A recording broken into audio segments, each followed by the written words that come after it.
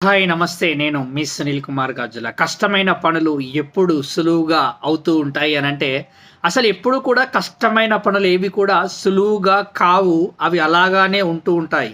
కానీ ఎప్పుడైతే నువ్వు బలవంతుడిగా, బలంగా తయారవుతూ ఉంటావో, అప్పుడు ఆ చేస్తున్న పనులన్నీ, ఆ కష్టమైన పనులన్నీ కూడా నీకు సులువుగా అనిపిస్తూ ఉంటాయి.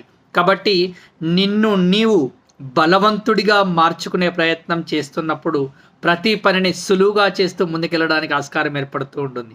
ఏదైనా ఒక పనిని కొత్తగా ప్రారంభించినప్పుడు భయపడుతూ ఉంటాము. దాన్ని చేస్తుండడానికి ఇబ్బంది పడుతూ ఉంటాము.